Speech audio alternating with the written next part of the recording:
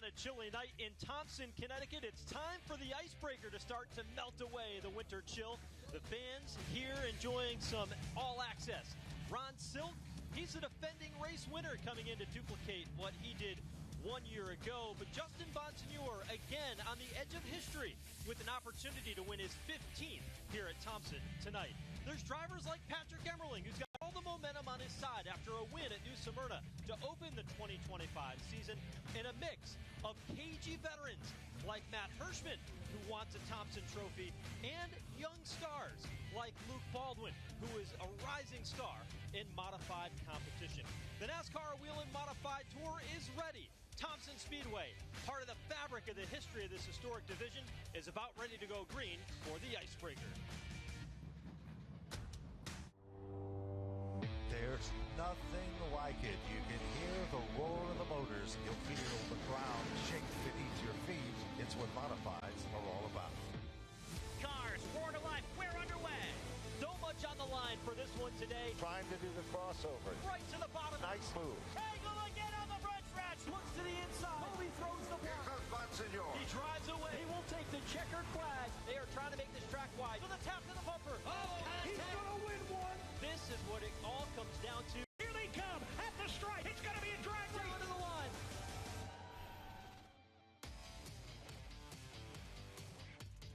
Well, good evening, everybody, and welcome to Thompson Speedway Motorsports Park for the 51st running of the Icebreaker 150. I'm Joe Koss alongside Ben Dodge here for the call of this historic event. And Ben, Thompson has been part of all of it through over the years. The modifieds are about ready to turn them loose here and crank up the heat on a chilly night. It is a chilly night, and it was, well, we thought we would never get to this point, but we are, and there's no doubt about it, we are ready for the big one. This, of course, Icebreaker 2025 is the 702nd start. And 156 of those races, you know where they took place, Joe? Right here at Thompson Speedway. Let's take a look at the history of this racetrack, a historic facility located in the quiet corner of Connecticut. That's in Thompson, Connecticut. Opened back in 1940, and Ben, this racetrack is one of the biggest that we'll race on all season. It's a 5/8 mile facility. It originally started as a flat track. It started here after a hurricane devastated the facility. It became a racetrack, and it's been in the Honig family for years. Chris Michaud, Tom Mayberry, making the presentation of this event. It's America's oldest paved oval, and you can see why. It is a racetrack that breeds champions. High banks, 11 to 15 degrees of banking. They will use all of that. Progressively banked on both ends, turns 1 and 2. New strip of asphalt that was laid down right in the main groove a handful of years ago. This is a modified race car racetrack for sure. It'll lay down really quick lap times in the 18-second range. It certainly will. Earlier today, we saw just that, Joe. We saw competitors. There were very few that broke into the 18-second bracket in practice. It was Chase Dowling, one of the first. Then we saw 8 other cars to follow through. But when time trials came out, it was a whole different story. John McKennedy became the star of this one, a former champion and a man that knows this track well. Yeah, he earned the pole position backed by a Hoosier earlier in the day today. He had an interesting strategy, going easy on lap 1, saved his speed for lap number 2, and it was a lap that could not be matched by anybody else in the field. There's John McKennedy, the 2022 Series champion. Let's take a look at the race analysis for tonight's race.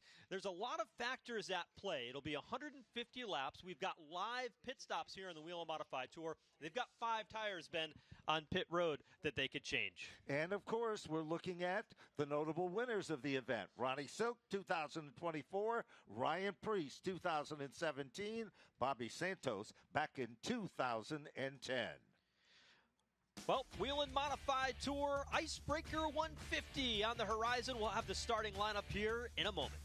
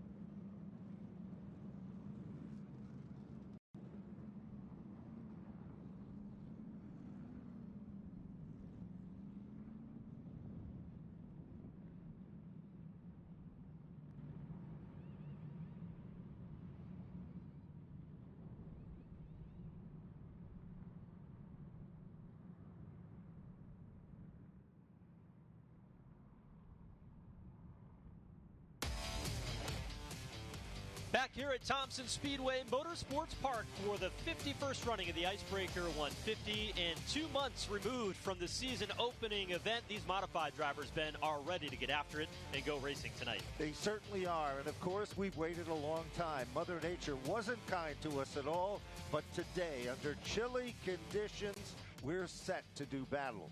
These are like a bunch of gladiators, center stage, about ready to show their talents. And the fans that have come out, they're in for a real good night of Whelen Modified Tour Racing. On the pole, as mentioned, John McKennedy, the 2022 champ, lines up alongside Jake Johnson, who is back. Ron Silk, a two-time champion of the Whelen Modified Tour, and Austin Beers, who is the quickest car in practice. Then we go back to row number 3. Craig Lutz is there, car number 46. Luke Baldwin, the youngster from Mooresville, North Carolina, will start back in 6. Chase Dowling in the Tineo, number 44, starts 7th. Then it's Trevor Catalano. He'll be starting back in 8th. Tonight, Justin Bonsignore starts 9th. He'll try to tie the track win record with Mike Stefanik. He's got 14 wins. Stefanik has 15. Patrick Emmerling, 3 wins. Season 1 came here at Thompson.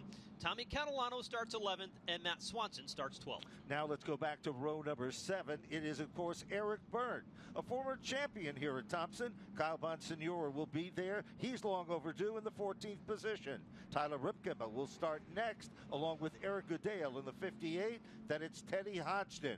Starting back in the 17th position, Matt Hirschman deep in the field, position number 18. 19th for Andrew Kraus. Roger Turbush will start 20th. Mark Stewart, his teammate, after a vicious last lap crash at New Smyrna, is back with a brand new car.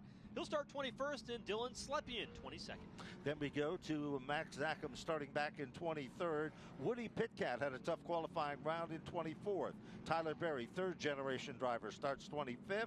Then it's Ken Heggie in the 26th spot. Stephen Kopsick, Mike Marshall, Brian Sones will round out our starting lineup here tonight at Thompson. Well, we talked a little bit about the strength around the 51 car of Justin Bonsignore. This racetrack has been very good to him over the years. Tonight, he has 14 victories to his credit, but Ben, he is on the edge, right on the precipice of tying a record held by the mighty Mike Stefanik. He certainly is, and of course, that record, Mike Stefanik, the win leader with 15 wins here at Thompson. Justin Bonsignore won the last event here in October. He's got 14 wins to his credit. His first win, Joe, came back on September 9th, 2012. And believe you me, that is the longest win streak. The facts don't lie. Let's hear from Justin Bonsignore. Jesse Punch had a chance to catch up with him. Justin Bonsignore, defending series champion, looking for a milestone win here tonight at Thompson. Win number 15, which would tie him with the 7-time champion Mike Stefanik for the most wins at this racetrack. Justin, you've hit a lot of milestones in your career, and here recently in the past couple seasons. How does this compare to everything you've accomplished here recently? Yeah, anytime you can have your name mentioned in the same breath as Michael Stefanik is pretty awesome. Obviously, we still have to go out and try and execute. We have a really good car tonight. I'm excited for it. A little bit of work coming from 9th, but you know, if we just go out, have a good, smooth first half of the race, guys have good pit stops, should be in position late. Just hoping to have a good night. It's really cold here tonight, so appreciate all the fans and everybody coming out, and hopefully it's a good one for flow racing. Well, you mentioned the cold. What effect does that have on the race compared to what we would normally see here for Icebreaker weekend? Yeah, just maybe a little more grip. Speeds are up right now because of how cold it is. You know, I still think you'll see a pretty normal Thompson race. Tires going to wear. We'll probably work our way to the bottom, and it's a pretty big field of cars tonight, so I'm sure we'll get some cautions and put some strategy in it. So all in all, just excited to have this opportunity, and you know, anytime, like I said, anytime you have your name mentioned with Michael is really cool, and would love to do it and like to do it and get it out of the way so people stop talking about it more than anything. But just looking forward to a good run and seeing how we can come out here tonight. Jesse, those are the thoughts of Justin Bonsignore, who will start this race in the 9th position tonight on the edge of history. What's interesting about that, Ben, is that Mike Stefanik, it took him 106 races to get 15 victories. Tonight, Justin Bonsignore makes his 47th start at Thompson, half the time. And there's no question, you can never take anything away from a legend like Mike Stefanik. But Justin Bonsignore has, well, the same type of success. There's no question about that. Earlier today, those of you that were here witnessed the 51 machine got a little bit of a problem, a brake on the automobile, literally bound up for a second. He went up a lane, was scary. He gathered it back and he was okay. We should mention also, Steven Kopczyk only got 1 lap of time. They've had some problems in the paddock area before we even go green. He's got a ways to go, but that youngster can get the job done as well. Well, speaking of going green, the pace car here at Thompson is in. The tires warmed up. These fans are ready to go to see the Icebreaker 150 at Thompson Speedway Motorsports Park. John McKennedy, the pole sitter on the outside lane, sees the green flag alongside Jake Johnson in turn 1. Bottom of turn number 1. Who's going to get the bite? We heard it said before. They come off the turn. John McKennedy is the man out in front, and the outside lane seems to be the quickest with less than 5/8 of a mile into the record books. Side-by-side competition. They head back into turn number 1. Leader of the pack still remains McKennedy and Austin Beers running right there in his tire tracks. Joe, a little further back, it appears that Silk, his car, literally backs up a bit. He's in front of the 44 of Dowling. Inside, trying to make some moves. It just doesn't happen yet. Jake Johnson started on the front row, but he slipped back to the 4th position. That car just did not come up to speed on the opening start. Side-by-side battle here. It's Ron Silk on the inside lane. He won his first race here at Thompson in the early part of his Whelen Modified Tour career. Went on to win the next 3 before he became a 2-time Whelen Modified Tour champion. And the driver next to him, Trevor Catalano, actually spun in practice. They had to replace the transmission in that race car. Still put down a qualifying lap to start inside the top 10. And that, of course, the car that is looking very good to the outside of your screen. Meanwhile, here comes Silk. He tries to keep that car running on rails in the bottom. So far, it just doesn't happen as yet. A lot of strong competitors in this one. They're still trying to get settled in. There's the one of Patrick Emmerling, the car that has the Jeff Bodine, Dick Armstrong. Paint, well, history looking automobile, setting there comfortably. Remember, Joe, the strength that Patrick Emmerling showed last year, mid-season event, is where his quest for the title began. He's on a hot streak. Go back to New Smyrna. You saw it, and I saw it. He was the guy. When you go back to last season, when it started here in the August race, where he got that first win and put himself in the championship mix with a legitimate opportunity to challenge Justin Bonsignor and Ron Silk. Since that time, he's won 4 of the 8 races, half the races the Whelen Modified Tour has run, including the season opener. That team firing on all 8, and they are going to be contender. He's a winner here at Thompson. He smokes the left front tire, though, getting into turn 3. See, he was heavy on the brake that time. Certainly was. That is kind of out of character, too. You know, earlier today, we talked with these competitors in the garage area. They all agreed on one thing. Final 60 laps, you need to be among the top 10 cars if you think you have a shot at this one. They said about when it's cool, there's a lot of speed. That, of course, comes from the horsepower beneath the hood. But the rest of the story is going to be tire management. This car and this track is always something that can change. Nobody knows what to expect. We are under darkness and the lights here. Nobody's been there yet. First outing this year at Thompson. And that's after the track set cold all winter long. And it's been a long winter here in the Northeast. Middle of April now, still very cold. When they took the green flag tonight, there was 40-degree temperature with a little bit of a breeze. I mean, it feels like it's low 30s here at Thompson. Everybody bundled up in knit hats and gloves here at Thompson Speedway. The hardy fans in New England watching this one. But what that does for the racetrack, it creates a lot of grip. These cars will actually run faster as they go on, as they get heat in the tires. And we saw that in practice, and we saw it in qualifying earlier today. We certainly have. Nobody's been able to step out of line to run the bottom of the racetrack. We saw earlier it was Ron Silk with the number 16 car that made the move, that we saw Chase Dowling. Now here comes the 48 machine. Lutz to the inside, trying to make that same move stick. You can see they can put the car down there, but they can't complete the mission. He pulls back into formation, tucks it into line as they work down towards turn 1. Lutz and this team, Doug Ojeko is a crew chief for the 46 car. They have done a really good job to start the season. They were the runner-up at New Smyrna, executed the entire race, and that's something they put a lot of focus on in the second half of last year. They were happy with that performance.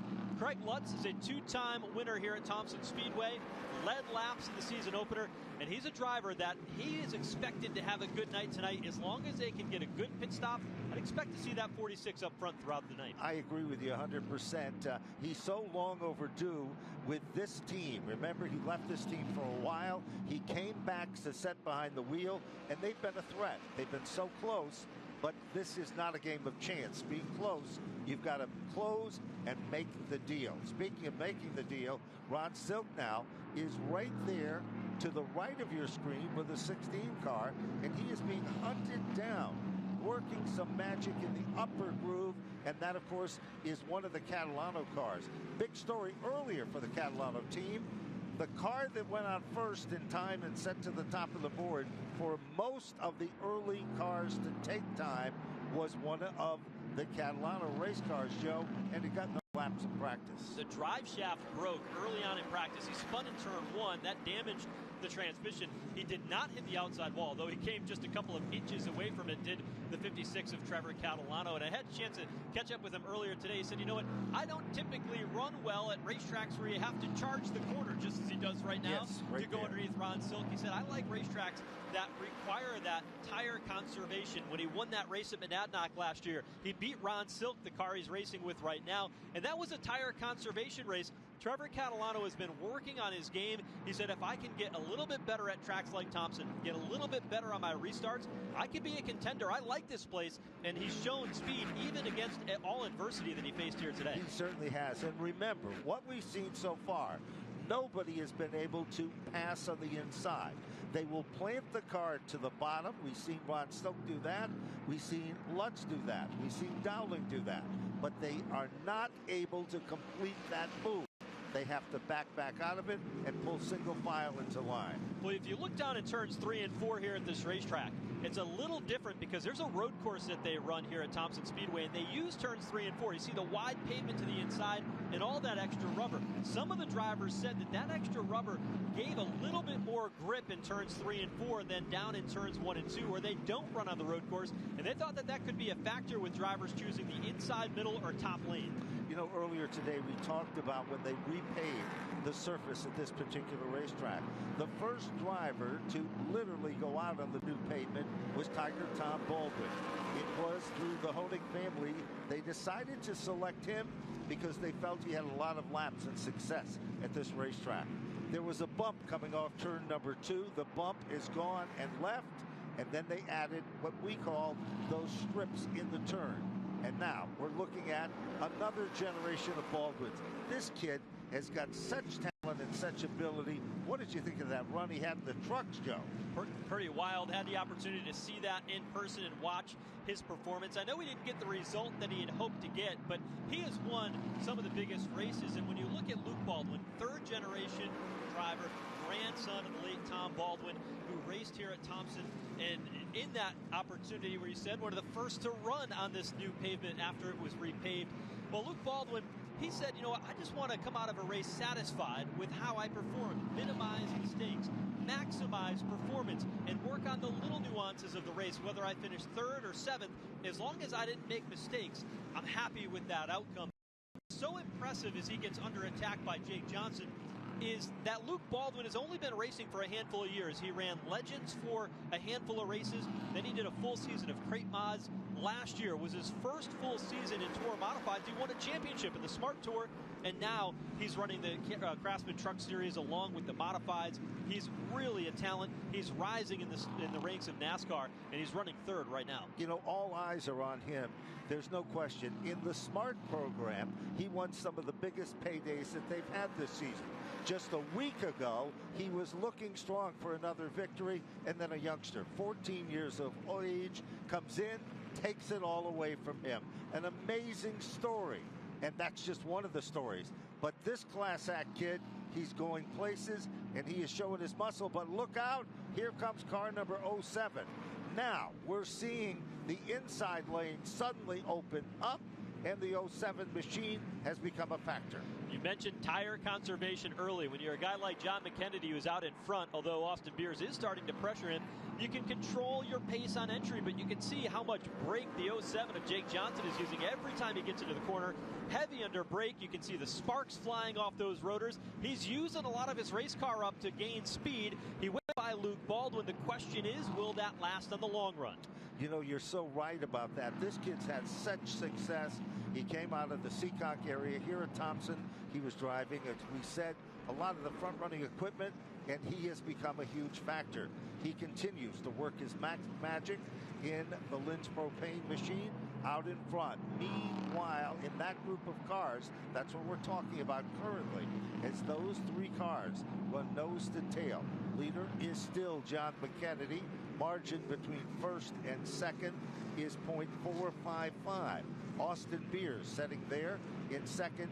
Jake Johnson has worked his way up to third. I think Jake Johnson in there, you're looking at the 51 machine. Justin Bonsignore currently shown back in the 9th position. And that's right where he started tonight. He hasn't moved forward. You mentioned track position and the value of that in this race. When you go back over the past races here in 2024, there were not that many cautions here, and so you've got to be able to start up front, move forward, and then maintain that position. So if there is a caution, you need to come down and get tires. You can play a strategy card and use that to your advantage. But, you know, this track used to have a track where you'd have 5, 6, 7 cautions in a race, but things have changed. Now it's a different game here at Thompson. It certainly is, and these competitors know that. They study how the racetrack comes to them and how it disappears. Interestingly enough, Bonsignore still trying to fight off, and here comes one of the young guns to follow him. That is Matt Swanson. Now, Swanson has a lot of laps on this racetrack. Gary Casella is the owner of the number 25 car. His best buddy, Mully, is the man that creates some of the magic with him. That car and that team, they can go the distance. They're long overdue for having success, and they've been here and done that before at Thompson. Very not in a modified tour race. Yeah, very much so, and that's a really interesting combination. That's one of the teams that's taking advantage of the Connecticut Challenge. It's an extra $25,000 bonus on the line for the teams that are running these 3 races at Thompson. They'll run here at the Icebreaker, the August Midsummer Race, and then at the World Series in the month of October. But it's only for certain drivers and certain owners, car owners that haven't raced in the Whelen Modified Tour in the past 3 years, or new owners that come into the series. Gary Casella has not spent a lot of time running in the Whelen Modified Tour. That opens up the opportunity for an extra total payout of $25,000 among the teams competing. It certainly does. $7,500 goes to the overall winner, $5,000 for second, and $2,500 for third, all the way back to 10th, paying $1,000. Well, here is the challenge. It's been kind of, well, under the radar. But John McKennedy, super modified ace, one of the best in the business, former champion of the Whelen. Then a little different team, a little different combination. But right there behind him, a third-generation driver, that is Austin Beers, son of Eric Beers. And, of course, his dad competed as well. They are a racer's family.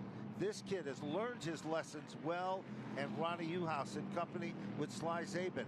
They have strategy, and remember, Sly Zabin was involved with Mike Stefanik during some of those years when he had tremendous success here at Thompson Speedway. It's a great combination. Caution is out. We've got trouble in turn 2, and it's the 44 car of Chase Dowling as he has gone around. Tough break for Chase because he had one of the fastest cars in practice earlier today, but he'll bring us under our first caution. He certainly will. And remember, the Whelen Modified Tour is brought to you by the good folks from Whelen Engineering. First name and light sirens and safety services used throughout the world. Whelen Engineering, American made and proud of it. So first caution of the night came out on lap number 39. Chase Dowling with a solo spin off turn 2, and Chase very excited and eager tonight when he came into this race. He's a pretty low-key kind of a guy, but you can tell he was pretty amped up knowing that he had a very good 44 race car, but didn't want to be the car to bring out the first caution. He was so thrilled to get this opportunity in the ride during the off-season. He got married, and in addition to that, took on the chore of building his own brand new house. Now, when I say that, I don't mean he hired a bunch of contractors. He physically is involved in building that. And if you look at the back of the 44, you'll see the S&S paving. That is Kevin Starshuk, which is not only his boss, he is an individual that has supported this youngster from day one to do so.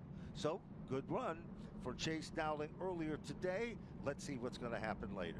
He's on pit road. A couple of other takers. None of the leaders came down pit road here. Roger Turbush on the turn 4 end of pit road.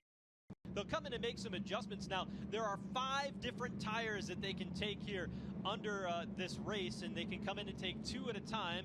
So Dowling's going to come in and put 2 rear tires on, which if you're new to modified racing, that's common practice because that is how those modifieds turn. Now, they got the car jacked up in the back, and it caught the air hose, I should say, on the front horn there before he's able to go. We're looking now at the front of the field. John McKennedy, of course, has been the dominant car as the laps continue to tick away. But now look, McKennedy is coming down on pit road. Car number 79. Let's see if we can follow this pit stop through and see what the strategy is. And there with him comes Luke Baldwin. Behind him, Silk. That it's Patrick Emmerling along with Catalano, along with Justin Bonsignor, the 3 car of Tyler Ripkema, along with the 58 machine of Goodale. And then it's Kraus, Woody Pitcat, and Stephen Kopsik, all down on pit road as we speak. Now, we are 43 laps into this event. Joe, let's talk about that tire strategy. 2 tires is not a lot of tires, but you can move the front to rear if necessary, but it is going to be tough to do on a night like this with a surface like this and the bitter cold. Yeah, it certainly will. Race off of pit road. Justin Bonsignor is going to pick up a ton of positions on the pit lane after coming in 9th. Ron Silk out 16th. He'll be 2nd. Patrick Emmerling, Luke Baldwin will be the top 4 off of pit lane, followed by Eric Burt. What is more important than who came down pit road was the drivers that stayed out. Yes. Austin Beers chose not to pit. Jake Johnson, Craig Lutz staying out, along with Matt Swanson. Matt Hirschman, the 59 of Tyler Berry, and Brian Sones are the drivers that decided not to come down pit lane. So mixed strategy here. You know, over the past handful of races at Thompson, the caution count has been so low that we haven't seen that mixed strategy. Tonight, with this different balance, you're going to see some interesting things here as these tires will start from 8th on back and have to race forward. Certainly will. Remember, last year, car number 64, Austin Beers, he had the same type of strategy that he's putting to play in today's event. It was something that came a little bit short in the competition. Will that be the story today? Time only holds the answer in that one. As you can see, you're looking at Austin Beers trying to get some heat in those tires and keep it in those tires as that machine for Zabin, along with Ronnie Uhouse, and of course the Irish team, the owner of the automobile, is of course one of the great individuals in the pit area as well. So field working here under the caution. They'll get 1 lap to go at the flag stand, and those Whelen engineering lights will go out, as beautiful as they are, and that will indicate that there'll be 1 lap to go before we get back under the green flag. Now, the 64 car of Austin Beers will start on the outside lane. You go all the way back to the inside of row number 4. That's where Justin Bonsignor will start. He's the first car with new tires. Sure is. We're going to see how quickly that's going to work. And look at car number 60, by the way. That is, of course, Matt Hirschman, who is already on the inside of that 3rd row. That's the yellow and red machine. So Hirschman is there. Remember, he's a closer. He doesn't show his cards early in the game of poker. He shows them when the money's put on the table and the high chips are rising in the competition here. Looking at the field now, so far, as we said before, things are looking good. Anticipating to go back up to green. The green is out, and we are racing here again, and it is Austin Beers. Battle is going to be for that 2nd spot as they come off the turn. little bit of a stutter step there, but here comes Bonsignor. He's now challenging the 60 of Matt Hirschman. Tyler Berry did not get off turn 2. He got a bit out of shape. Ron Silk got into the back of him. That allowed Bonsignor to pick up a handful of spots. As we get up to speed, we'll be curious to see what those lap times look like. Bonsignor carves to the inside of Matt Hirschman, trying to pick up another spot in the battle for 7th. Looking to the inside of turn 3 is Bonsignor. All of a sudden, like Superman, his cape is out and he is flying to the inside. Matter of fact, here comes Hirschman, digging in hard in the outside lane. Down to the bottom of turn number 1 and off the turn. Yes, he's got it directly in front of him is Lutz Swanson in the red automobile to the left of your screen. An interesting strategy move by Matt Hirschman. He started back in 18th, did not have a good qualifying effort, trying to gain some track position, but right now he is 7th, and he's getting gobbled up by some of these cars that came in for tires. Patrick Emmerling goes underneath. Here comes Ron Silk to do the same. There's no question Emmerling is doing a good job working his way inside once he gets, and all of a sudden, look at, here's Ronnie Silk. 16 car making a move, but there literally is a battle with Bonsignor still trying to work his way underneath Lutz. He does. He sets his sight on Swanson. Down the back straightaway, evenly matched. They head into turn 3. You can see the exit speed on the 51 of Justin Bonsignor. He can get to the gas so much faster. He gets 2 positions past, and that lap he's up to 3rd. The one thing that Ryan Stone, the crew chief for Justin Bonsignor, does very well is make adjustments on his race car that improves the speed. When you get that 51 car on pit road, everybody needs to look out. You can put tires on it and have that advantage too. It's twice as fast, and he is on the charge. There's no question. And look at Ronnie Silk. Silk has worked his way up to the 7th spot. Silver car number 16 inside of your screen. Patrick Emmerling is trying to shadow the number 16 car. It's not working. The spoiler is the other red automobile, Matt Swanson, running to the outside. Evenly matched. They are side by side. 2 red automobiles. What's going to happen? And now Emmerling has it by inches. Forward bite off the turn. Patrick Emmerling picks up the spot. He will now move into contention. He is heading to the front as well. Now a couple of laps into the flag run, you start seeing about a 1/10 of a second the advantage for the drivers that did take 2 tires, and that was the limit that they could have taken on that pit stop. You can only take 2 per stop. They only came down pit road once, so that was the advantage there. Ron Silk might even be a little bit better than Justin Bonsignor. He got by Craig Lutz. We'll see what he can do here with open racetrack. He certainly does appear to be that way. All of a sudden, if you're looking at timing and scoring and you track him, he just clicked off the quickest lap of this run. It was a 19.105. So Silk is definitely coming. He now moves to the inside.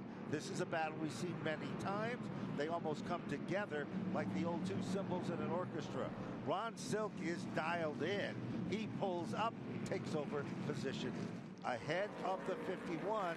Is this all part of the strategy? That puts him up to position number 3. That car turns really well in the center of the corner. You can see him fighting it as they came off the turn, but he can cut to the left on exit, and that allows him to carry that banking. That 15 degrees of banking, high banks here at Thompson, you can use that hill to gain momentum down these long straightaways. Certainly can. You know, just a few laps ago, Bonsignor looked like such a huge factor. Now all of a sudden he's starting to settle in. A car that is starting to show its, well, Achilles heel a bit is definitely the Beers machine. On that circuit down into turn number 1, he went way up high. You're looking at the 64 in front of the Silk machine. Will he be able to hold on? Well, remember, strategy is different for the team and car 64 than the team in car number 16 and Ronnie Silk. Yeah, Ron Silk is there. He'll look to the inside, midway down the back straightaway, and takes over the race lead, sweeping in front of Austin Beers as they come to 59 laps complete of the Icebreaker 150. We've got our 3rd race leader. No question. While that has been going on, Bonsignor continues to dig hard. To the outside, it is still a good battle with the 07 right there of Jake Johnson. Johnson, again, his strategy maybe is much different in all of this. They continue to work their magic as they continue to run lap after lap. It is still a very strong battle and can't do it, can't get the job done. But he's going to test the waters again, Joe. He can reel him in but not enough to make the move. Jake Johnson's doing a pretty good job of holding off Bonsignore. And Jake Johnson, too, is one of those drivers that'll participate in the Connecticut Challenge as well. And the bonus money, if you can win one of these 3 races at Thompson, to be the first driver to do so among those competitors, it's another $1,250 that go in, and then, of course, the points that go with it towards that overall $25,000 purse. And he's doing a pretty good job right now. Bonsignore has now picked up yet another spot. Bonsignore's moved into the 3rd position. Silk is the guy on top, and he is hunted down by Austin Beers. Now, remember, Silk made the pit. Austin Beers did not. Justin Bonsignore did. Jake Johnson did. Craig Lutz did.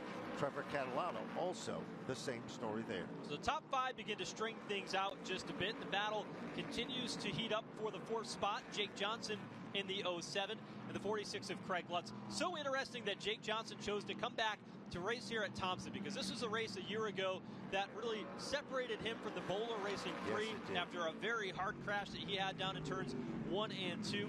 But he comes back to Thompson, a track that he's got a lot of laps in and has spent a lot of time at with that 07 car. So no surprise to see him towards the front. But it's interesting that he decided that this would be the track he would return. It certainly is, but this kid's got so much talent. Family, his dad competed and raced here in a full-body car, what we call pro stocks here at Thompson Speedway. So this kid's got a ton of talent.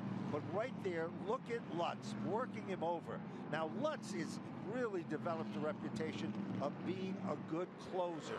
He has changed his style of driving. We've talked about it before. He's been to Victory Lane on a couple of occasions here at Thompson Speedway as well.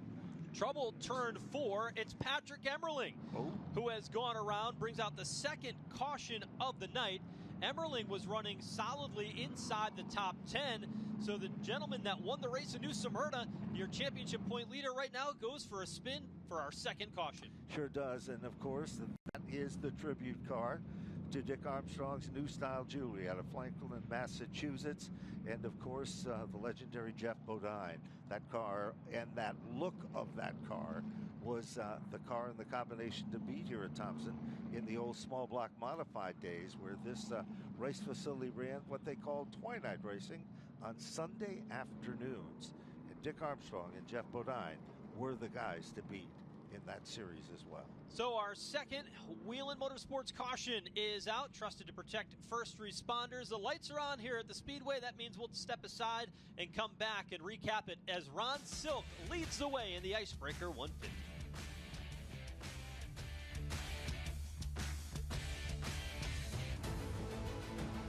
We couldn't do it without Whelen.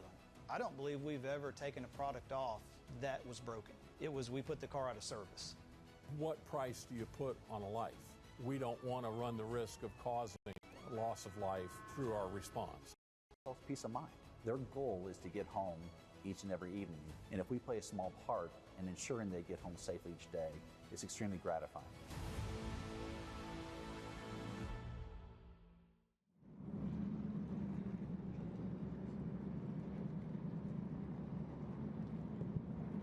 Back here at Thompson Speedway, Ron Silk took the lead in that last segment. He is the 3rd race leader, and you better believe, Ben, that the drivers that stayed out, 7 cars stayed out under our first caution of the day, that they will come in and get tires, because we saw the difference in the speed of those race cars. We certainly did see just that, and of course, we're going to see what's going to happen here as well. We've had 3 leaders so far in the competition, and of course, car number 79 was John McKennedy, the early leader of the event, led for 42 laps. Then the 64 of Beers took over the lead, led to about 59, and then, of course, car number 16, Ronnie Silk, became the 3rd different leader of the event. So, looks like the 44 car of Chase Dowling should get the lucky dog. I believe it looks like he's the first car a lap down. Yeah, it appears that he is just in front of the Ronnie Silk race car. You know, we talk so much about the incentive programs, but one of the big stories this year is the fact that the year-end payout on the NASCAR Whelen Modified Tour is going to succeed $412,000.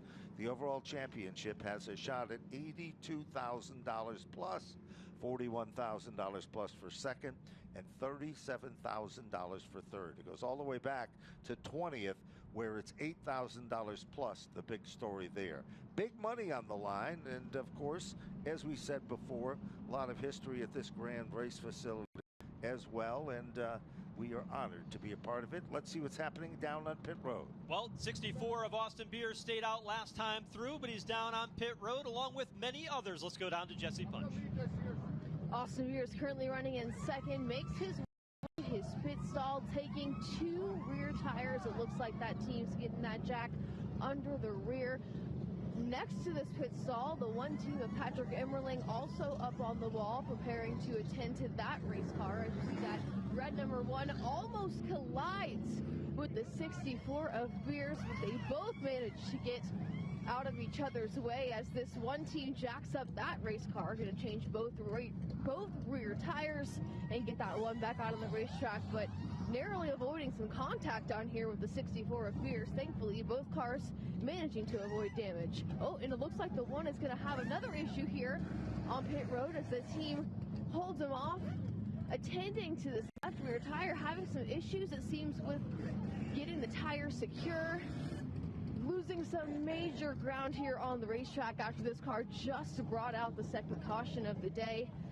This one is a sitting duck here as this team tries to get this figured out.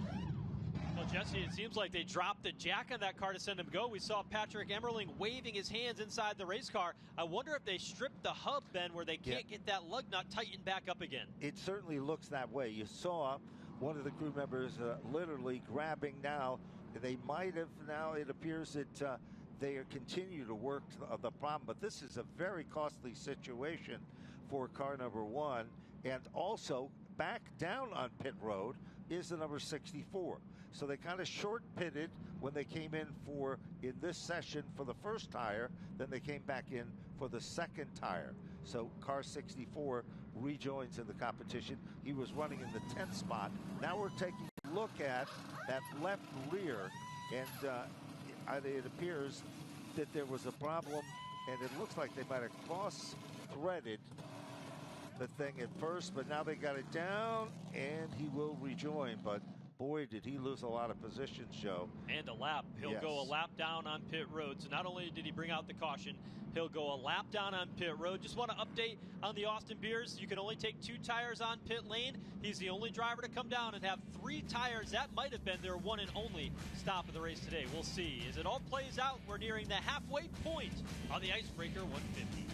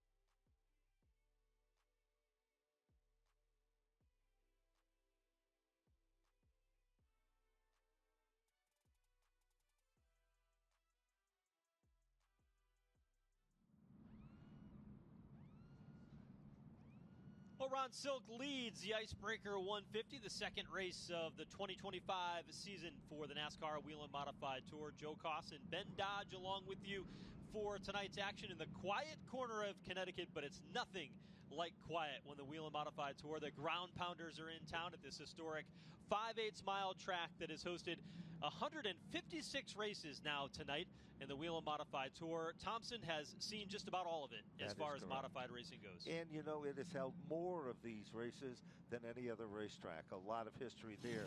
The one car, Patrick Emmerling, still they've got a problem. It appeared that they might have stripped a lug or stripped, well, there's something definitely we can see as we get a kind of a close-up there of what's going inside. Let's go down to Jesse on pit road. Your speculation is right, you guys. I talked to this one crew. They said during that last caution where we saw the one get loose, unfortunately, that affected the wheel, which they think is what stripped some of those areas there where the lug nuts are. And so they're struggling to keep that left rear wheel on. However, they're hoping they can get that figured out. Unfortunately, really, really frustrated with how this has gone. Wire hanging onto a lug nut there. With these cars, unlike what you might see in the National Series where they glue the lug nuts on, what they use oftentimes in the modifieds is a spring that holds that lug nut to the wheel for when they make those change tires. That was that wire that was hanging off to that lug nut. And we also saw one of the crew members that was feverishly working. He kept shaking his head. No, it's not working, whatever they were attempting to try to do. And I think you're right. I think a piece of that wire ended up getting caught between. It didn't literally hold the wheel into position properly where they could tighten it initially. Here they come. Speaking of tightening it initially, we have 2 cautions so far. 75 halfway down, and we are back and green. Trouble now. We've got to spin down to the bottom of the racetrack. It looks like, yes, it is. Car number 81 is the car that ends up going around, and that, of course, is Mark Stewart. Stewart driving the Chris Turbush machine. He's, of course, one of the competitors from Riverhead Raceway.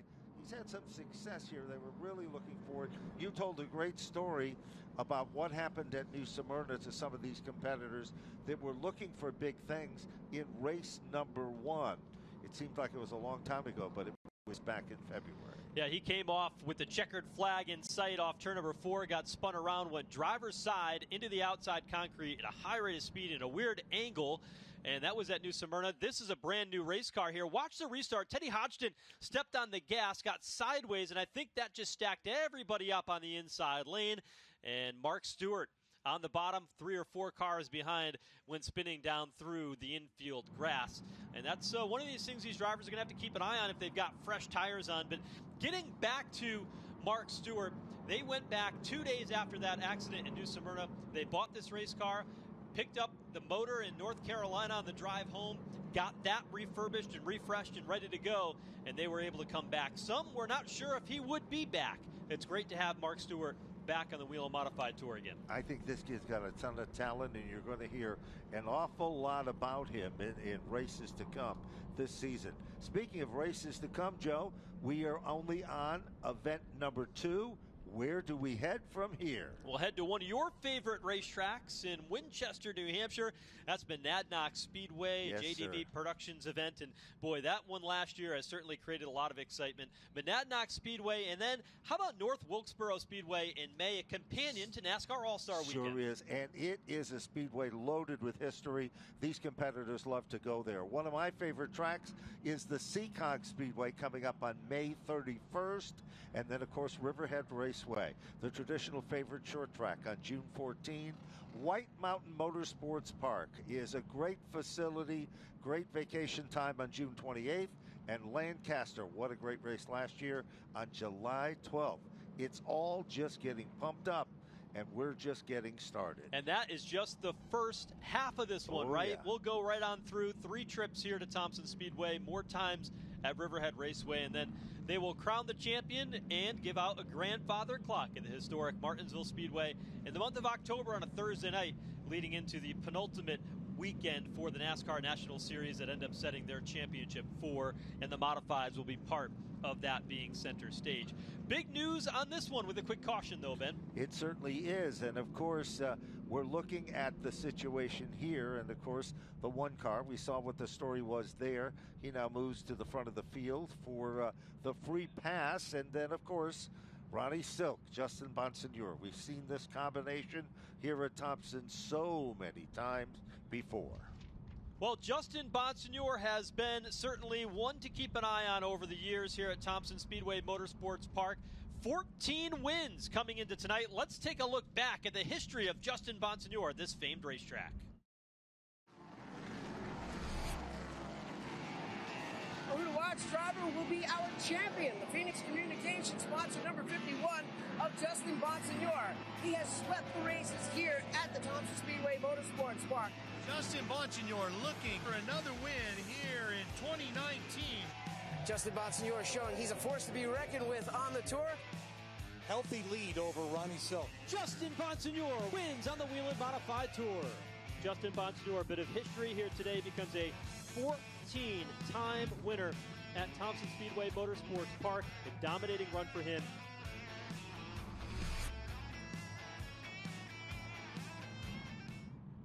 Justin Bonsignore has been solid all throughout his career here at Thompson, and we alluded to it a little earlier today. Mike Stefanik has a track record in wins here with 15, but it took him 106 races to earn that mark. Justin Bonsignore tonight at 14, one win away in just his 47th start here at Thompson. The speed at which he is setting these records is remarkable. The first one coming back in 2012. He won 6 consecutive races, dominated in the 2018 and 2019 seasons, and of course the winner at the World Series last year en route to another Whelen Modified Tour Championship. Certainly is, and of course they're focused. They've been there.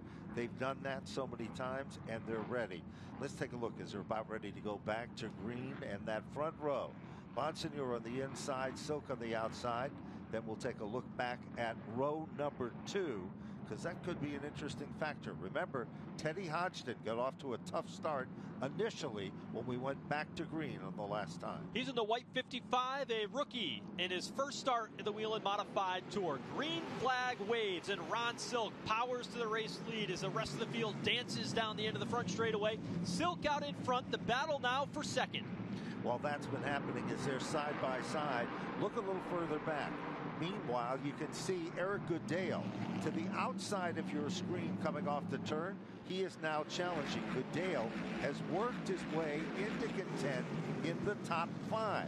Now remember, this is the first visit to the top 5 for him. Early in the event, he was in the mid-pack of cars. Goodale says he likes the Speedway, but he wants to have a win here at the Thompson Speedway. Did that a couple years ago, winning the World Series and a long run speed. Started 16th. Now he's inside the top 5. But look who is second. And that is the 56 car of Trevor Catalano, although maybe not for long, as Justin Bonsignore darts out of line in turn 3 and tries to challenge for the runner-up spot.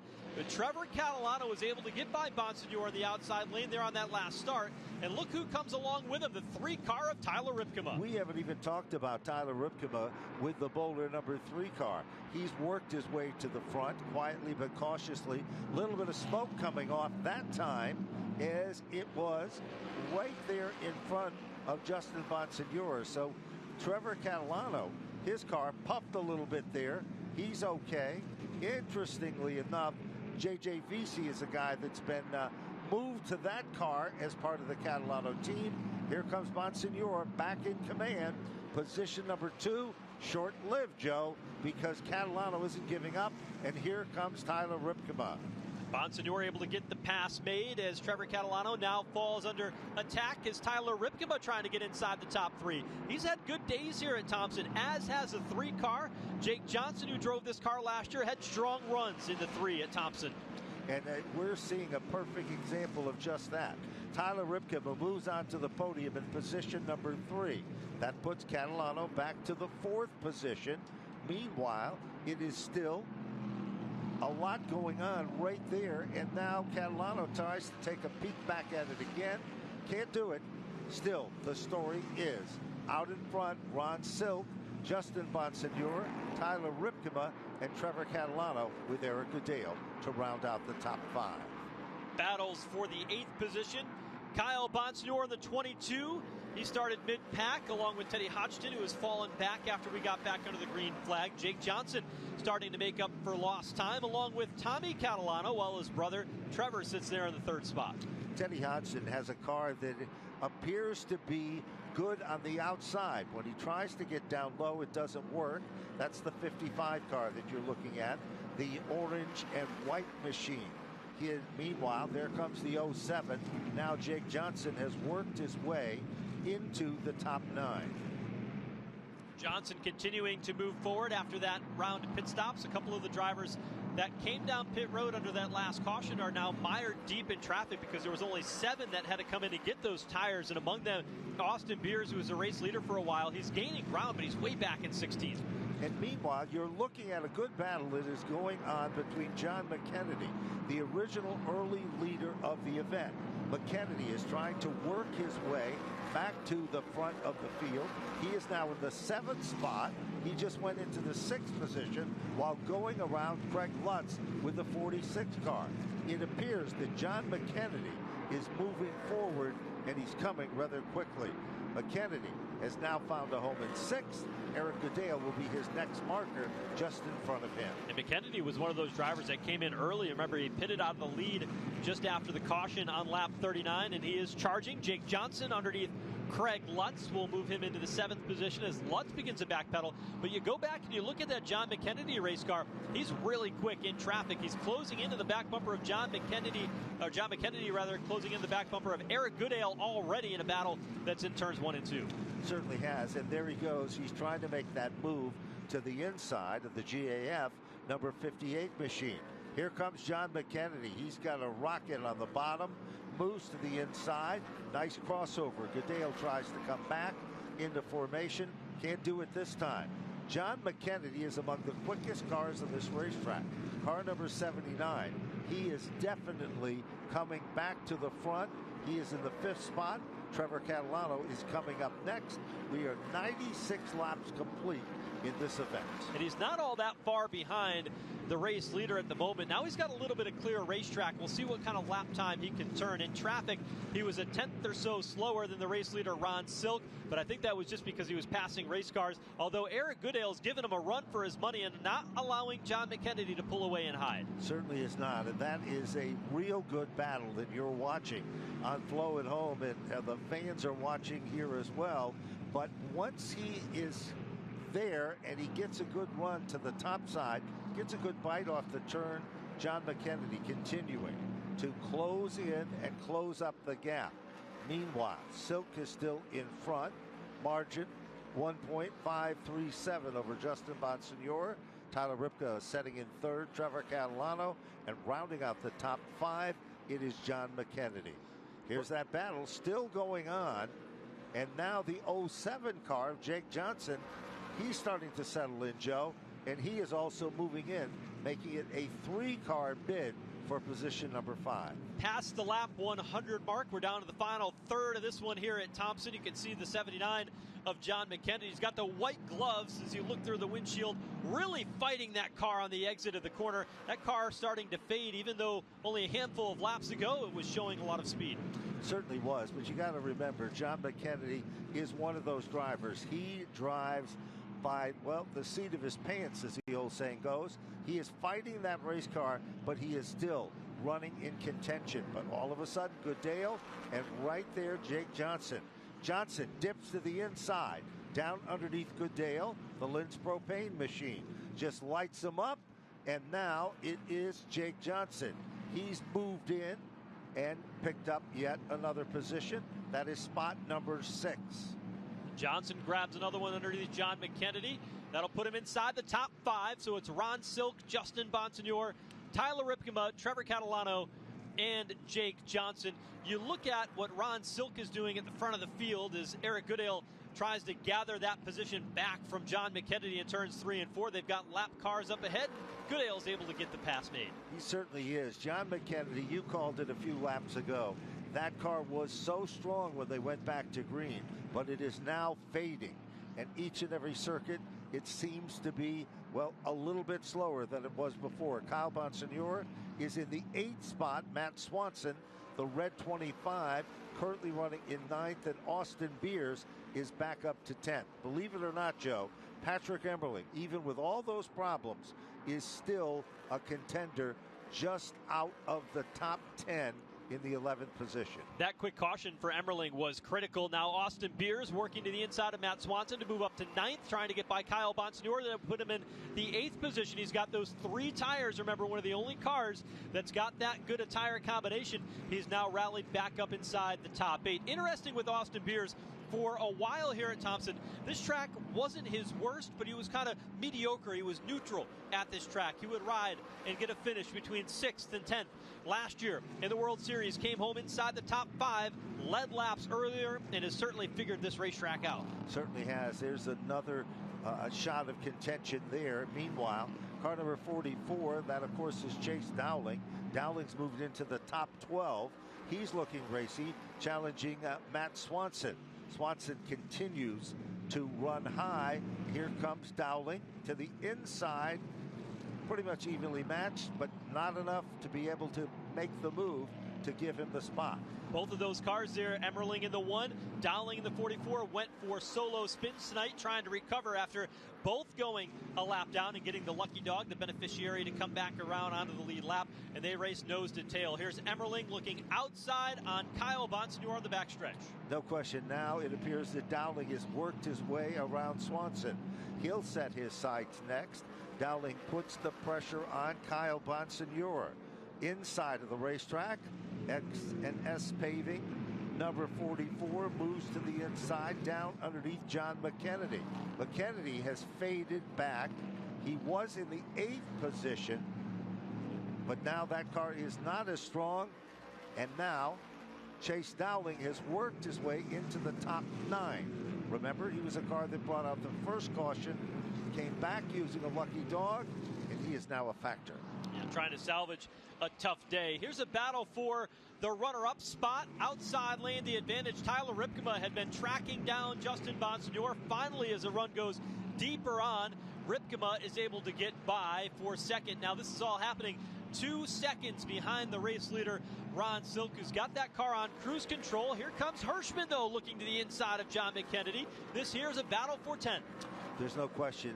He has been kind of quietly coming back towards the front of the field, but now he finds himself in contention. Hirschman is just out of the top 10. Swanson is his next target, currently setting in position number 10. Chase Dowling back in the 9th position. Eric Goodale has dropped back to the 7th spot. Matt Hirschman doing Matt Hirschman things right now. He has got a lot of speed in the late going, challenging Matt Swanson right on the back bumper as they roll off turn 2. Watch Hirschman. Now, remember what everybody told us in the garage area. The final 50 or 60 laps. It is so important that you have saved everything, but you're going to run as hard as you can, save as much equipment, but if the event goes green to the checker at this point, it's every man and driver for themselves. Hirschman has to tuck back in line here along the main straightaway. Heavy traffic up ahead, but they're all for position, looking towards the bottom half of the top 10.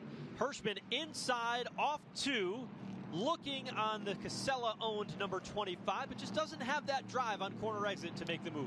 He'll try it again, though, this time off turn number 4, down into turn number 1. Can't do it.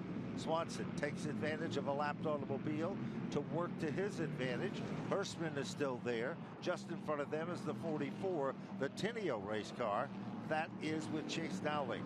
That's the battle currently for positions 9, 10th, and 11th. And that battle has been going on several laps, lap after lap. Here comes Hirschman trying to get a good run with that 60 car. Can't do it. Door is closed as Swanson continues to guard the spot. And either one of these cars, Joe, are absolutely perfect at this point in the event. but there is some talent behind the wheel of both of them, and here comes Hirschman. I'm watching many of the battles around this racetrack, and there's not a single car out there that's happy. It is slip-sliding around. Even though there's a lot of grip in this cold racetrack here tonight, you see them up on the steering wheel trying to keep the rear end underneath them and from stepping out at the exit of these turns. You sure do, and you're seeing, as you said, everybody just do that. We are down to less than 30 laps remaining in this event. Meanwhile, we're looking at Matt Hirschman. Had a tough start to today, would like to close it. Was not happy with his run last week in the Smart race. And now the margin between Swanson is a lot more intense at this point. We're watching here that second place battle between Tyler Ripkema and Justin Bonsignor. Ripkema had opened up an advantage over Bonsignor, but now he's got to work through some of this lap traffic. Brian Soanes goes high, and there is the 59 of Tyler Berry. He was having a hard time through lap traffic, but the caution flag is out for the fourth time. This time, it was off turn 2. I think it was Craig Lutz who got into trouble. We'll see as we come off turn number 4. The car stopped to the bottom of the racetrack behind one of the poles in that area, and it was the Lutz machine that was the car that brought out the caution. 123, Joe, and you're looking at our leader, Ronnie Silk, in the Phil Moran prepared automobile, setting at the front of the class, and he has been there. The Hade Yeoman machine, of course, the Blue Mountain machine, Future Homes car, is your leader. Tyler Ripkema, he's been very, very strong and consistent in this one. He's overdue too, Joe, for some success and a victory here. With his family-owned race car, he came close on several occasions as well. Hasn't seen it yet in 71 starts for Tyler Ripkema. But the question is, you've got tires on pit lane. Who comes down and who gets those tires? And how does that play into the strategy? I'd have to think that Ron Silk would not want to relinquish the race lead at this point in time, but who behind him comes in? Because we saw earlier in the race, 7 cars stayed out. It did not take long for those new tires to make a difference and for them to race forward and take over the race lead. In that case, it was Ron Silk. Will somebody try to do the same to him? Question is that and more, 25 circuits. Pits are going to be open on the next lap by. So we're going to see how many takers we have. Jesse Punch is down there where the action is. And, of course, will it be one of the front-running teams that is going to come back in? Will Tyler Ripkema maybe make the move to head to pit road, or will he choose to stay out? Jake Johnson, his strategy. He's in the top 4. Austin Beers back up to 5. We told you the story about 3 tires there. Trevor Catalano is in 6th unofficially at this point. Eric Goodale is in 7th. Patrick Emmerling is in 8th. Pit road is open, and Ron Silk is going to come down pit road and relinquish the race lead. So they'll come for those tires. Tyler Ripkema will come in along with Justin Bonsignor. Andrew Kraus is in, but let's go down to pit road for the coverage of the stops and Jesse Punch. The leader, the 16 of Ron Silk, making his way into his box. As you guys said, electing to give up that lead to take both rear tires. Now just in front of him on pit road is that 51 of Justin Bonsignor, who was sitting 3rd, also taking 2 tires. He's taking 2 right side tires, and the 16 will just barely beat. Wow, a battle off of pit road. And they come together trying to get out back onto the racetrack. The 16 making his way through the grass. What a show down here on pit road, guys. Often do you see 2 cars come together on the pit lane in a Whelen Modified Tour race? Those 2 drivers racing to the 2 cones at the exit of pit lane, and Justin Bonsignor has damage on the front nose of that 51 on a very aerodynamic and speed-sensitive racetrack. Certainly does, and Ronnie Silk's machine does not appear to have any damage, but there, you got a perfect shot of it. You're looking at the front nose of the car that is literally pushed back. Perhaps that cone, you can see it's kind of opened up down on pit road. Several other cars are heading back down as well. So 127, and the laps continue.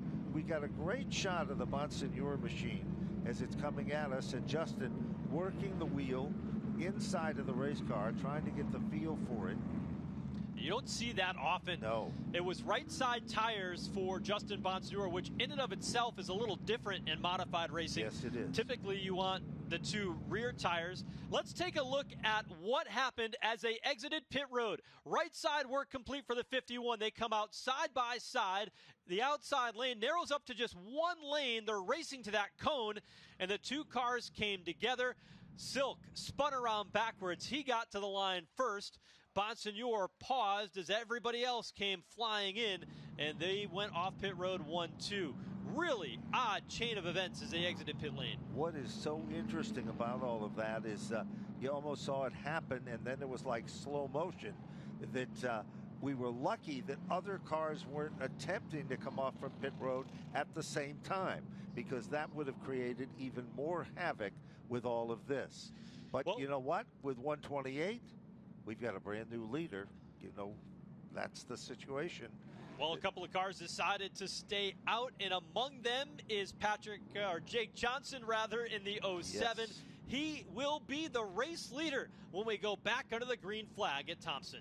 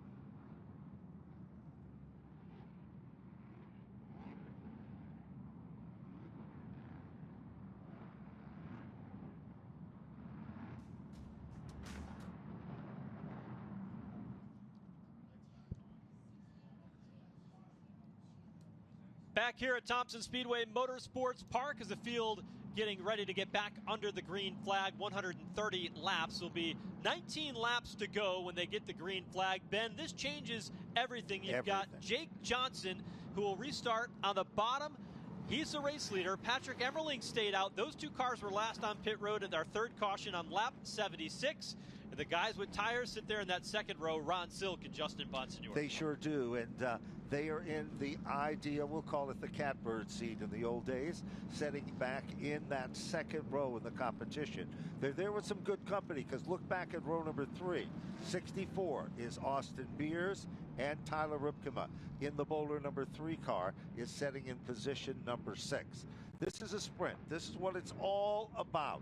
Short track racing of the NASCAR Whelen Modified Tour at the 5/8 mile Thompson Speedway, and you're going to see exactly, those of you watching at home on Flow and the fans that came out, we said it was going to get heated. It is hot in the cold off turn number 4. We are back up to speed, and we are racing trouble. They come together off the turn. The 07 literally snaking its way down into turn number 1. Down into turns 1 and 2, Tyler Ripkema gets the old hip check, goes to the way outside. He'll go from 6th on back. Battle for second. Justin Bonsignore on new tires, challenging for the second spot under Jake Johnson. There's no question. Caution flag comes back out. We've got a melee up in turn number 4. It is Woody Pitcat, car number 82, and the number 7 machine was involved for Luke Baldwin. So 5th caution of the day, the 82 of Woody Pitcat involved. A couple of cars under that last caution took the wave around, and so they got back on the lead lap. That's where that action was taking place, with Luke Baldwin, Woody Pitcat, and Craig Lutz, among others. But the field will come back around. Let's first take a look at what happened up here in turns 3 and 4. It's mid-pack. There you see the 82 of Woody Pitcat drives into the left door of Tyler Ripkema, stacks everybody up behind, And although several cars stopped, it was only Woody Pitkat at the end of the day who was involved in the incident. Yeah, and there was no contact made directly to his car. You're looking at Woody Pitkat's machine as it was contending, as we said before. Pitkat was running at the time of that situation. He was setting back in about the, well, we're going to say around the 20th position at that particular point. So look at those wheels on that 82 car. That's the tape that they put to line the tires up when they put the lug nuts on. So they went with a neon color today so the crew could see it easy, but it creates an interesting effect as he rolls around the racetrack. Sure does. Gunsmoke Stables, been a long time supporter. And of course, Danny Watts decided a couple of years back he wasn't going to race anymore. Kept one of the cars. He was a much smarter man than I was. It's hard to give it up. It's hard to give it up when it is in your blood. Racing, it's hard to just pass up on it. Woody Pitkat connected with Steve Greer, Gunsmoke Stables, and some of the other that are there, and he pulled the crew together, got the tires that he needed, and Danny Watts said, I'll make sure you've got the rest. I'll take care of the car. I'll make sure that it's got a motor and a transmission and the drive chain. If you get the people behind it, we'll go ahead and run some races. And they've got quite a slate on the 2025 schedule for them. We'll see this 82 car quite a bit. We will, and at the end of last season, it came out very, very strong in a lot of races. Infinity Homes on the back end of the car as well. So, looks like some adjusting of the lineup. The car that seemed to have the toughest problem when we went back to green was Tyler Ripkema. That car started to fade, and all of a sudden, that's where Woody Pitkat and the two came in contact there. Back down on pit road. These are the cars that took the wave around the last time, so they couldn't come down and get their service. So Luke Baldwin, who is running in the 20th position at the green flag, will come in and get his two rear tires and be set to go for the finish in that 7 New York. Has not had the second half of the race he wanted. First half of the race he was inside the top 10, but then has faded in the rounds of pit stops and the cautions that we've had, which have been the most we've seen at Thompson going back into the 2023 season. Certainly has been. Luke Baldwin's car down off the jack. Unofficially, we've had 5 different leaders in the event. The first leader, of course, was John McKennedy. Austin Beers then took over the number 1 spot. Behind them was, of course, Ronnie Silk, the third different leader of the event. Then it was the number 07 car, our car for Jake Johnson, that became leader number 4. And Patrick Emmerling is currently being showed with car number 1 as the leader of the event. And what an amazing story this would be for that team after having that, what appeared to be a serious situation on pit road with the left rear tire. At one point, it almost looked like the crew was going to give up. They never gave up, and rightfully so. The new style jewelry car, if you go back, blink your eyes, it's not Jeff Bodine, it's Patrick Emmerling. And there's old Big Red running at the front of the field, car number 1. Very familiar in the old days here at Thompson. Jeff Bodine, who had a lot to do with the history of NASCAR. You go back and look at many of the innovations that NASCAR had. Even the full-phased helmet, a wild crash that he had off the back straightaway. Before they had the chicane, the inner loop at Watkins Glen International in upstate New York, that moved drivers from the open face helmet to a full faced helmet back when that accident happened. And then he was a driver that really was able to keep Hendrick Motorsports alive. You go back to 1984, Jeff Bodine convinced Rick Hendrick, let's go racing one more time at Martinsville. Allow me to do it. Reluctantly, Rick Hendrick said, okay, I'll let you go. He went on, he won the race, and it kept Hendrick Motorsports alive to the point where now they are the best organization statistically in the history of the NASCAR Cup Series. And Jeff Bodine from New York had a lot to do with that success, and it all started with modified racing. It sure did, and it was a major part of racing here that originated back in the good old days at the Thompson Speedway, and now it looks like we've got the field doubled up. Interestingly enough, nobody wanted to really see this caution with the exception of the guys up front in the field here, because we are still counting laps. 137 is up now on the board. So that pit strategy that came out during that caution before this one, where everybody went down on pit road, is it going to pay for some, or is it going to cost some others, Joe. Well, I think it's risky to stay out on those old tires, but if they wanted a shot to win, they needed to do it. I would love to have fresh tires underneath my modified when we get back underway with 12 laps to go. Johnson on the accelerator. His car slips again. They'll stack up deeper in the pack as here comes Ron Silk pushing Patrick Emmerling to the race lead. Patrick Emmerling out in front. Here comes Silk. He runs in the tire tracks. He'll look to the inside. Bold move. All of a sudden, Justin Bonsignor is trying to make some noise to the inside. Sideways again is Jake Johnson down into turn 1. Johnson with those old tires can't keep the car underneath him, and it's holding Justin Bonsignor up. Here comes Austin Beerzo. He wants a piece of second, while Ron Silk wants the race lead in turn 3. There's no question about it. Off the turn, Silk is back in command. Here comes Emmerling. He tries a crossover.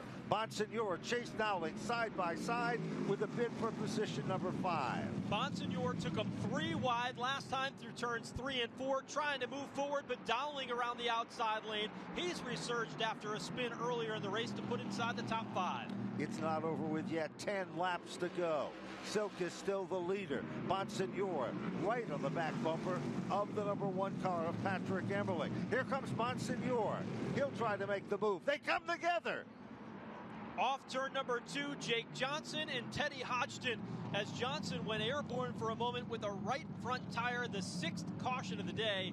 We saw how Johnson had a hard time keeping his car underneath him with those older tires, and he got collected as he was backpedaling there off to a tough break for Hodgson, who was in his debut for the Whelen Modified Tour, and a dream come true. Window net quickly down in frustration for the young driver here in the 55. Heartbreaking situation for both of these young men, but you called it best, Joe. All of a sudden the 07 car could not hold on, was trying everything to do exactly just that, but unfortunately the clock is ticking, and it appears tough break for this young driver. Has not had much luck if you think about this. Here at Thompson in these opening events, these Icebreaker events, a year ago, you talked about the situation when this young talented driver was competing and driving in the 3 car. See what happened here off turn 2 is a little deeper in the pack. Johnson up in the outside lane trying to cross over underneath the 25 of Swanson, and the car just came out from underneath him. That Sure was did. a hard lick into the right front corner. Teddy Hodgson absolutely nowhere to go as the racetrack closed up in front of him, but Johnson, he had been fighting that loose condition, and he just went sideways in front of a pack of cars. He comes out sideways. The 21 machine, Steven Kopsik, had no place to go. Right in front of him, and you're right, they hit it a ton, and the damage you can see. Heartbreaker for Teddy Hodgson, as well as the great run that was turned in so far by the number 07 car as well, and he's looking at the tremendous amount of damage there as well. Ultimately, what happened to Jake Johnson is he put some right-hand wheel into that coming Yes. off turn 2, and these big tires, these are 15-inch Hoosier tires on the front of these modifieds, and when you get one of these modified sideways, you got to be careful not to steer too far to the right. Jake Johnson, a veteran of this type of racing, but when he did, that right front tire caught, it hooked, and it turned him right into the outside of Teddy Hodgson. Right. And once that happened, he had no other alternative whatsoever, as the 07 machine and the safety services group over there trying to get that car down. 142, and we are under a red flag situation here at Thompson Speedway. Cleanup continues off turn 2. We'll be back with the finish. 8 laps to go in the Icebreaker 150.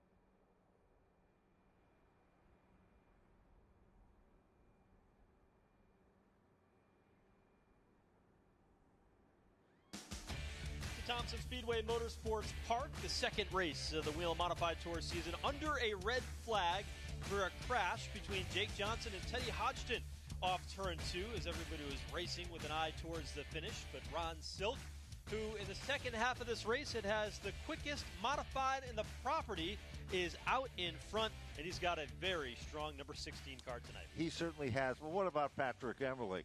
Came from a bad situation on pit road, came back and worked his magic into the front of the field as well. And, you know, it's all about the Connecticut Challenge for some of these drivers as well, Joe. And, of course, $25,000 in total will be distributed to the top 10 eligible car owners. Eligible car owners are those who haven't competed in a NASCAR Whelen Modified Tour event in the past 3 seasons. So, car owners must compete in all 3 events here at Thompson for this season to claim the prizes. A lot of money on the line, $7,500 to the winner, $5,000 to second, $2,500 for third. Then there's a bonus of $1,250 to the first eligible car owner to win one of the 3 events. Yeah, so they'll put all the points together of the 3 Thompson races. This one, the race in August and in October. It all makes up the Connecticut Challenge here at Thompson Speedway Motorsports Park, and that's why we see some new contenders like Teddy Hodgson, who was involved in this latest incident, and drivers like Matt Swanson and the new car owner to the series, Gary Casella, and others competing for this extra $7,500 bonus to the winner and $25,000 overall as part of the Connecticut Challenge. It certainly is. You know, we're looking at timing and scoring, and once again, the safety services crew here at the Speedway, Wreckers, and all of those people doing an outstanding job trying to clear this situation as quickly as possible. Jimmy Wilson and the entire staff of the NASCAR Whelen Modified Tour are here at race control, and there's Teddy Hodgson's father checking out the right side of the Montanari Fuel business time car. That kid's got such a bright future ahead of him. His dad went to school to learn how to become a pilot at Embry-Riddle University, which is right off the backstretch at Daytona International Speedway. He spent time racing at New Smyrna in the old Slim Jim Series and late model competition. His dad, now a pilot, built that career, and now he's got a career going with his son here. A bright young kid, and I'll tell you one thing about Teddy Hodgson. That young man is a tall human. He is. He is very tightly packed inside that race car. He could have had a career in basketball. He could have 6.5 feet tall. You see him there on the left. Hard-working individual, Teddy Hodgson. Is going to be a nice addition here as part of the Connecticut Challenge. And he's a champion of modified racing already. Knows how to run these open tour type modifieds, and it really suits his style. You talk about just a good family, a gentleman-like driver. He likes the longer format racing, not the short beating and bang short track 20-lap Friday night, Saturday night, shootout races. This is his style. Tonight it didn't work out for him with the incident off turn 2. You know, I'm going to take a quick look and set the field for everybody that is watching on Flow and for here in the grandstand. Ronnie Silk is, of course, your leader. Patrick Emmerling, currently shown in second. Austin Beers is in third. Trevor Catalano hanging around up front all day long. Great run for him in fourth. And what about Chase Dowling? From the back to the front, from the back to the front. He's now in the top 5. And then we've got Justin Bonsignore setting back in sixth. Matt Swanson in the 7th spot. Stephen Kopsik worked his way up to 8th. John McKennedy in 9th. And Tommy Catalano to round out the top 10. Joe, any of those top 10, remember that story these drivers kept telling us earlier today? They said you have to be in the top 10 to be order to be a winning contender if this event does not go into a long period of green in the final few laps. We're not going to see that because we've only got very few circuits left and remaining in this event. I think at this point, if you're not in the top 5 with 7 laps to go as we work under the caution flag, it's not a place that's going to get you in a position to win this race. Eric Goodale after the red flag. His car did not get rolling once again, and it stopped just off turn 4 on the front straightaway here, and he needs a little bit of help getting that 58 rolling again. Tough break for Eric Goodale because he had shown pace there in the middle third of this race, but now a red flag really works against him here with this car now going a lap down. You know, it sure does. In his strategy, he called it earlier today. This was exactly how he wanted it to play out, but unfortunately, it looks like mechanical woes might be the story. Hopefully they can get this thing fired back up, but it doesn't look very promising at this point. We're looking. See him shifting it, trying to pop start the car and get it fired back up again, but doesn't want to fire. Nope. Well, push truck's giving a pretty good push. It's like how Jake Johnson's car was sideways around this racetrack over the past handful of green flag laps. Well, now apparently he's got it. Yeah. No, false alarm. You see that bumper's pretty well beaten up, which is interesting for a race here at Thompson. You typically do not want to use a chrome horn, but I think that would have happened at a restart with the way they beat and bang on each other here on the front straightaway. Or that.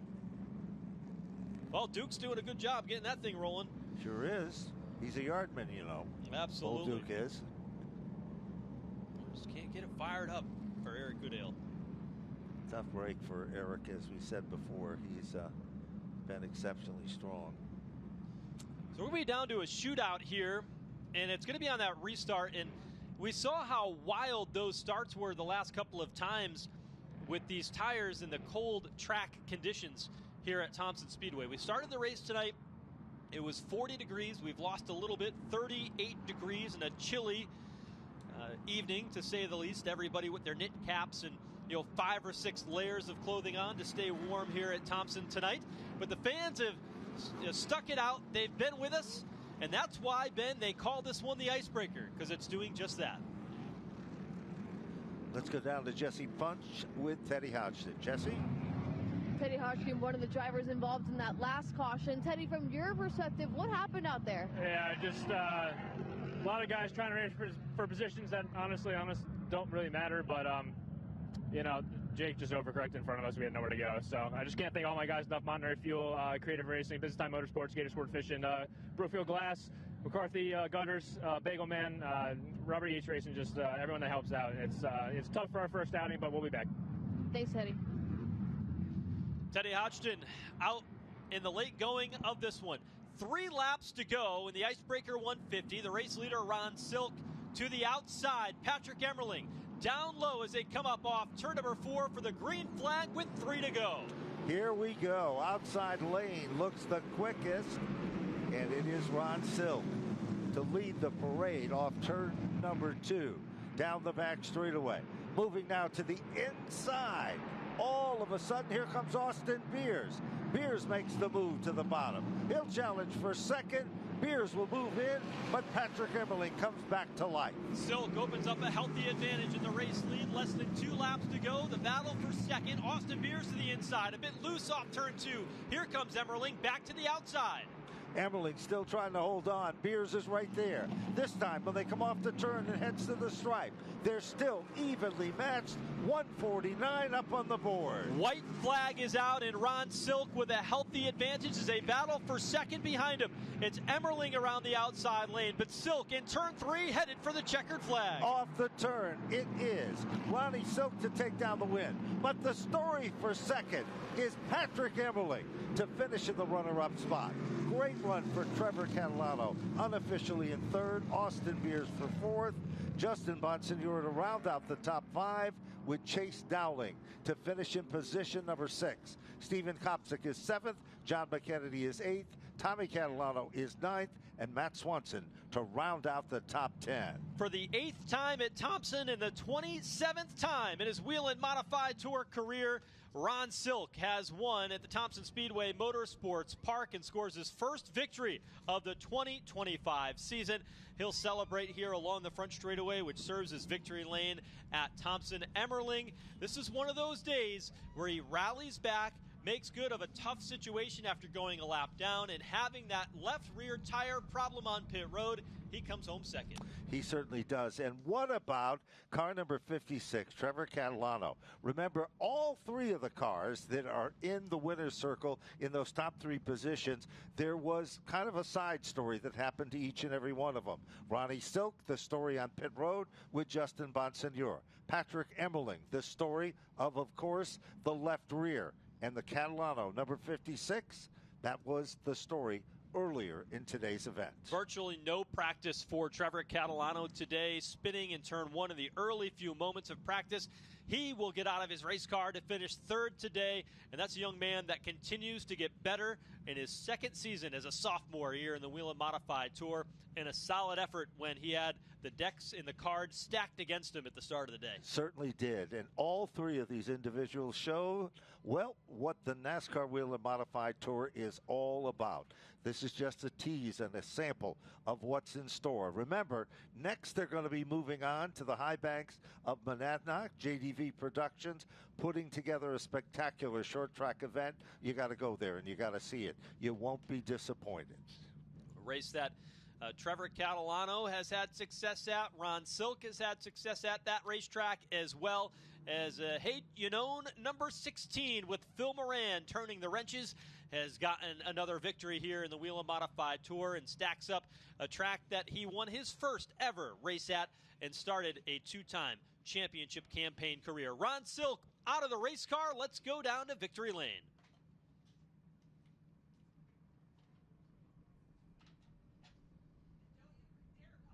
All smiles, Ron. Love seeing you smile here in victory lane. Describe tonight's win. What does this one mean to you? Yeah, it's good. It's a good way to get the season rolling off here, following up a win 2 weeks ago with the tri-track. I know the weather was terrible today and not a whole ton of fans, but thank the ones that came out, and happy to go home with a win. Take me back to that final restart there. Only a few laps to go. We've been sitting under red flag, trying to get back going. Talk me through that final laps there at the end. Yeah, I was pretty confident if I got a good restart and got to the lead that I would be able to hold them off. My car drove great. First 40 laps or so, we were a little bit free, but we fixed that on the pit stop, and car was just spot on after that. So look forward to the next one. Congrats on the win, Ron. Thank you. That's Ron Silk bringing it home tonight. That number 16 big win here tonight at Thompson Speedway. Certainly had the best car on track and was able to race his way through the field to take advantage and get that victory tonight. So Ron Silk victorious again, the 8th time in his career here at Thompson, and a good solid effort for him and that entire team. Joey Denowitz, Managing Director of the NASCAR Regional Series in town today, will offer his congratulations to Ron Silk. Solid effort once again for Patrick Emmerling, Trevor Catalano, Austin Beers, another top 5 here at Thompson, and Justin Bonsignore at the end. Ben just did not have enough speed to take advantage of those new tires. Certainly didn't. I hard to believe, but that really is pretty much the story. And, of course, the photos are being taken, but soon they're going to be heading to the car that finishes in the runner-up spot. Jessie was there. Remember, she saw what was going on earlier. But, Jessie, this team pulled it off to finish on the podium in second. That's right. Patrick Emmerling and this one team overcomes quite the adversity today with that issue with the tire, issues on pit road, and you finish it in second. Patrick, how did you get it done this afternoon? That was just an absolutely insane run by the team. We had a loose wheel. We got stuck a lap down. We luckily that there's a quick caution there. We got our lap back. We were able to dice our way. We passed a ton of cars, and to come off second. Everyone had fresh tires, and our car was feeling good on the mold tires, but that was an absolutely insane run. We were a lap down, and had to dedicate this race. And we lost a few team members, and George, Dale Hedquist's father, passed away, and Barbara, Danny's significant other, and just got to dedicate this race to them. And look at how beautiful this car was tonight. Just an honor to do a Jeff Bodine throwback.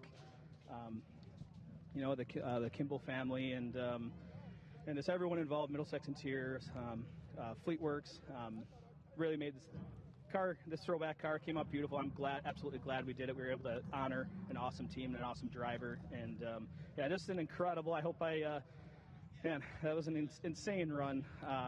Like I said, we had 60, 70 lap old tires, and we were able to come back second. Absolute incredible run, coming back from that loose wheel, spinning out, stuck a lap down, and getting. The thoughts of Patrick Emmerling, who came home second here tonight at Thompson. You know, when he won that race at New Smyrna a couple of months ago now, he started at the back of the pack. He had to do something again today. Imagine how strong Patrick Emmerling's going to be when things go right.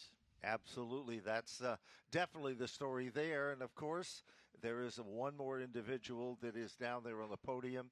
He had what we would call a Cinderella story also, like the top three drivers had in the competition here as well. So we'll be talking to him. What an amazing event if you stop and think about it. It had so many twists and turns and so many surprises, Joe. There's no question about it. Things happened on pit road that we have never seen happen and may never happen again. Back down to Jesse Punch. Podium finish tonight for Trevor Catalano. Take me through that final restart there, though. What was going through your mind? How'd you get it done? Yeah, starting on the top there, we thought we were in a good position to try and go for the win, hopefully. And Ronnie got a good start, and I tried to stay with him, and I was a little slow in the shift, which has been my struggle, and just kind of struggled with that. And Pat got up in front of me, and I just tried to stay with him and hopefully get by Austin and keep a good day. But I can't thank all these guys enough. I'm in this 56 team. They worked their butts off today. We destroyed a tranny and drive shaft and everything in practice. Got a quarter of a lap in practice, and they're just they're the most badass crew, and so happy to have them. And it's just awesome to be here. We've struggled here in the past, and I think we finally found something that hopefully we can make work. Well, congrats on the podium finish tonight, Trevor. Thank you so much. I got to thank all my sponsors quick. Power and Construction, CP Ward, USN Power, Rocket Performance, just Nova Glass, everyone that helps us out, everyone at home watching, and my whole crew, my mom and dad and all my brothers, and it's a whole family thing. So hopefully we can be back up here. That's your third place finisher, Trevor Catalano. And what a run for Trevor Catalano. Ben, what a race tonight in Thompson. A very cold night for the Icebreaker, but I don't think we'd have it any other way here in the quiet corner of Connecticut. No question about that. It was more than just the quiet corner tonight. It was another historic setting at the Thompson Speedway, and we've just witnessed Ronnie Silk continuing with his victory photos. And, of course, everybody will be preparing for the next stop. It'll be the high banks of Monadnock. Different strategy. We went from a half mile to a 5/8 mile, and now we're going to a bull ring, and it's one of the best bull rings that you can have for an event of this type. Winchester, New Hampshire, the next stop for the Whelen Modified Tour, a Saturday night, May 3rd. And Ron Silk signing some autographs as we saw all the action tonight at Thompson Speedway Motorsports Park. Just getting started in the 2025 season, 2 races in, and it's lived up to all the excitement and all the billing. It had drama, it had enthusiasm, but it had some of the best competition. That's what the Whelen Modified Tour is all about. A pit stop, it could have been the end. It was the beginning for one, and that was Ronnie Silk. Cautions late, but Ronnie Silk, now an 8-time winner at Thompson Speedway. He gets the job done as the tour marches on to Monadnock in the first week of May. This copyrighted telecast may not be reproduced, retransmitted, or used in any form without the authorized written consent of NASCAR Broadcasting. NASCAR would like to thank all of our fans for your support, and we hope you enjoyed today's broadcast.